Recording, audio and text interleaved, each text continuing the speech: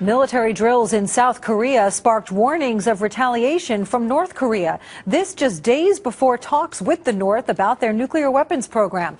South Korea's drills only lasted a few hours, but more are scheduled to begin this week, next time a joint with American forces. And Christian Whiten is a former deputy special envoy for North Korean human rights under President Bush. Thank you for joining us. Great to be here, Patty Ann. So the South Korean drills were 2 hours of live fire drills near the border with North Korea. The North did threaten action. Afterward, they didn't do anything. But again, more drills coming up in concert with the U.S. Do you expect North Korea to act, and what form might that take? I wouldn't expect any concrete action. You never know with North Korea. It's very unpredictable to an extent.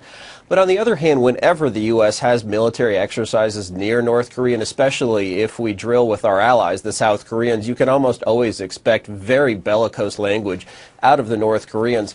So this really isn't that expected. Also, if you just look at where things are with the cycle of negotiations, which is actually fairly predictable, it sort of is another indication that there's not going to be a major blow-up in North Korea like what happened in 2010, frankly.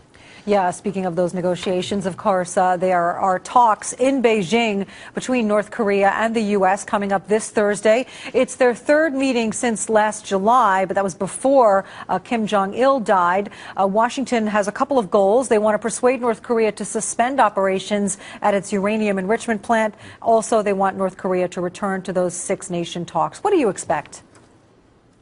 I would expect nothing to come out of this, Patty Ann. You know, we've done this twice before with two presidents, President Clinton and President George W. Bush, and we're about to be fooled a third time. Basically, this is the same regime, even though they've had a change in leaders from the older Kim Jong-il to Kim Jong-un. It's the exact same regime.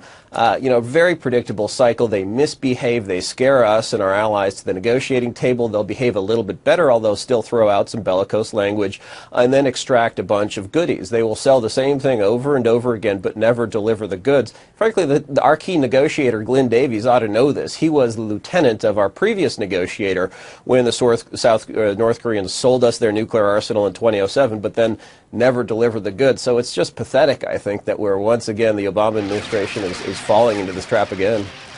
Yeah, Glenn Davies is the one who would be involved in the negotiations this week. The U.S. has offered aid, and it says it would suspend some of its sanctions if North Korea stops enriching its uranium. Have these sanctions, carrots and sticks, etc., had any effect?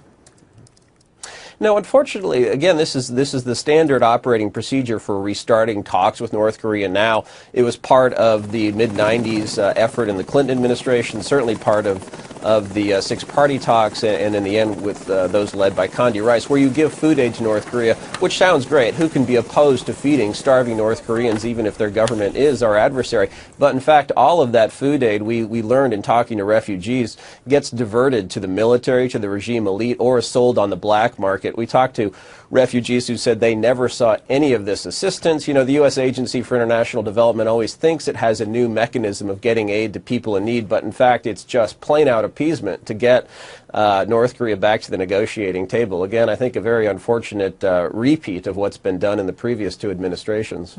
All right, Christian Whiten, thank you so much for joining us. Thank you, Patty Ann.